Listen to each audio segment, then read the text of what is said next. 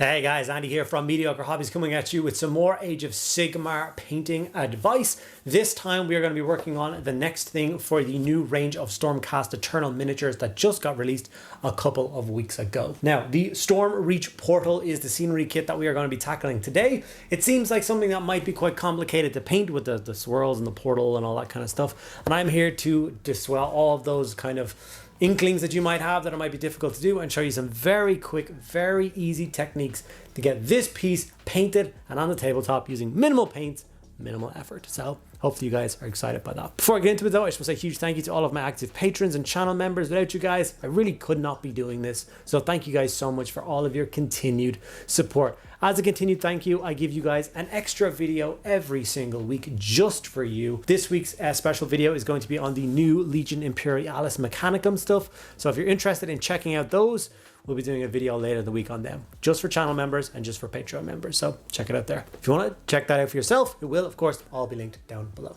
Okay, without further ado, let's dive in and get this scenery kit painted up. Okay, so this is the beautiful new Stormcast piece of scenery, the Stormreach Portal. I know it doesn't look like I sprayed it, but I did actually spray it a nice dark gray. It just looks very similar to the color of the sprue, but don't worry about that.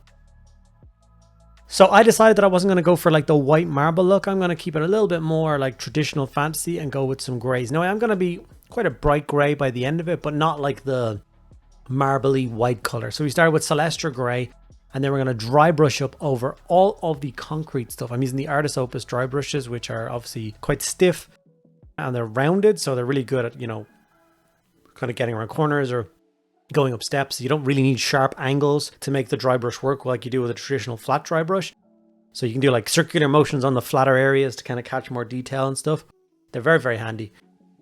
Obviously steps and stuff, you can see all the detail starting to pop on those already.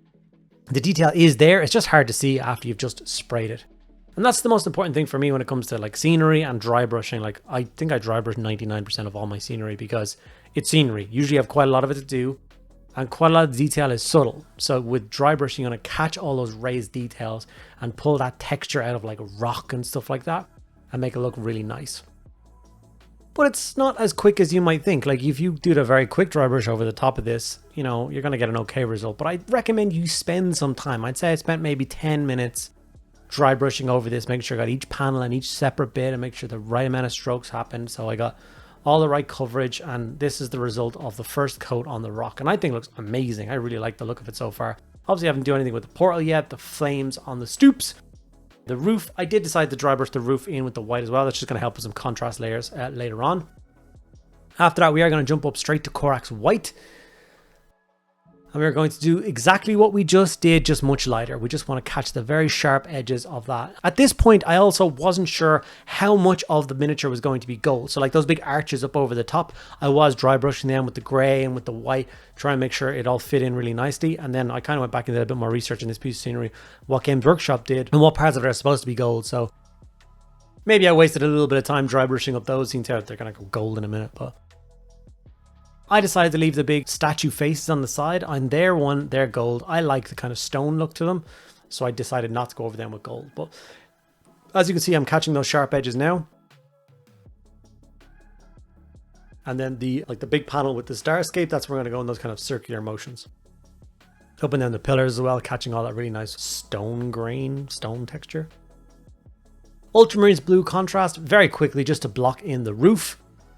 Obviously, because we have done the dry brushing, it is going to work really nicely. Now, I do make a little bit of a mess of this later on when I'm doing the dry brushing of the gold and getting that done up. So we do a second coat of Ultramarines blue contrast later on. But I still think it's probably worth doing the two coats. So one coat now, one coat a little bit later on. This, I think, is the new Stormcast like official piece of scenery, but I'm not actually 100% sure. I really should have checked the battle tone before I got stuck into this project to check. I think this is the one you take with the army, and it's how you bring reinforcements and stuff into the battle. As you can see, being careful here, because once again, I still didn't know what parts of the model were going to be gold, so I decided to just try and keep the blue kind of inside the lines, just on the tiles of the roof. I do like the look of it. I do have a bunch of Age of Sigmar kind of city terrain that needs to be painted up. I think I'm going to do it to match this. This will be a really nice bit in like town square, if you will. Right, now it's time for the Retributor Armor Gold, and this is by far the longest period when you're painting. This is the most tedious. You just need to be patient. You need to make sure you get a nice pointed brush. You need to research. I definitely typed in new Stormcast scenery into Google Images, pulled up a big image of this thing, and tried to find all the little bits and pieces that were supposed to be gold. It's way more than I originally thought it was supposed to be. So yeah, do bear that in mind. I'd say in total to block in all the gold, it took maybe half an hour. Which to some people, it's not a lot of time. To other people, it's a lot of time. To me, half an hour on one stage of painting is a little bit tedious and a little bit irritating, but we made it work. And once you see all the gold blocked in, it makes sense. And yeah, you can kind of be like accepting it, and you just kind of go with the flow. But being very careful not to hit any of that gray rock, because the rock to me is now finished. I'm not going to touch it again. I mean, later on, I might add some weathering powder. I'm kind of mad for weathering powder on buildings and scenery and tanks and stuff. But I tend to not include it in the video tutorials because I don't think a lot of people like it the same way I do. Here is all the gold done. And as you can see, my God, it's a lot of gold. But I think it looks really good. It's still a bit garish right now. So what we're going to do is we're going to knock it all back with some Null oil. So Null oil is going to go in all the gold and the blue, but not on the gray rock. We're going to leave the gray rock as it is. This is another one of those things where it's going to take a little bit of time, maybe 10 minutes to get the shade into all the places you want it to go. But otherwise, I think the gold will just be kind of too flat and it wouldn't do what we really want it to do. It won't catch the highlight very well. We will be jumping in with a highlight for all the gold. They're kind of very similar, Retributor Armor and Liberator Gold. So with the Null oil in between, it definitely creates that really nice distinction. You get all that shadow in the recesses and then the highlight in the higher areas. I think it looks awesome. So we are going to continue on and make sure we get that done.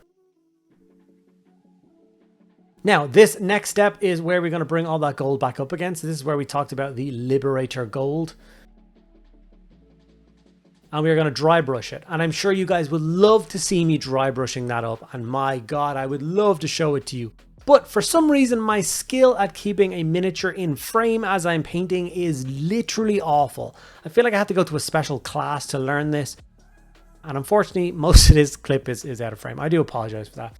But as you can see, I'm just going along with what's still an Artis Opus dry brush. And I'm dry brushing over all those gold areas, catching all the sharp points, some of the flat areas, those kind of bits and pieces. Even windowsills, the little globes, just got a really light touch of it. It transfers the gold really well onto the model and it highlights it beautifully. That's all I'm going to do for the gold. And this is where I was talking about earlier, where I made a mess of the roof with the dry brushing of the gold. So I just went back over again with a second coat of Ultramarines Blue on the entire roof. And while I was at it, I decided Ultramarines Blue is actually probably a pretty good color to start the process of getting the portal painted in. The portal is, of course, one of those things that when the majority of people look at it on the box, or, you know, people who aren't that comfortable painting, or, you know, our level, we're not very great painters. We're not over here trying to learn competition painting to enter Golden Demon. We're just trying to get models on the tabletop. And things like the portal can seem quite daunting. And a lot of people can look at it and think, oh, I can't do that without an airbrush, or it looks like it was airbrushed.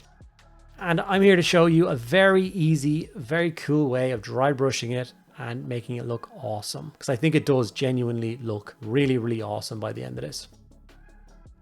So we are going to start with Ultramarines Blue. And because you have a nice gray background, the blue will work. It will be very dark, but that's totally okay. Because this is going to be the first coat, and where all the deepest recesses are going to be this color. So that's fine. Ultramarines Blue contrast painted into the portal. This is, of course, if you want to do the portal in blue. If you have another specific color you want to do, that's fine. Still watch these steps and then just substitute in a different line of colors to do it. While I was here, I threw some Blood Angel Red contrast on all the fire.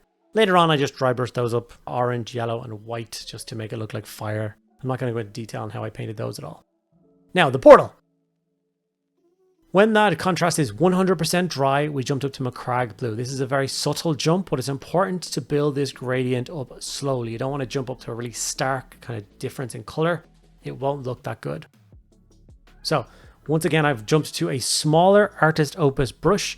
And now I'm going to say something I've said in a million videos before, but I think it's super important for people to understand this concept when they're dry brushing. It is so much easier to add a little bit more paint to the brush and do another coat on the dry brush than it is to have too much paint on the brush and try and remove it after you've put a big spludge of paint across it. So make sure you're going in very small amounts of the dry brush. Like when you pass the brush over the model, it should transfer virtually no paint. Like virtually no paint. After you do pass after pass after pass after pass, you will build up that color and it will look really nice, really soft and really subtle.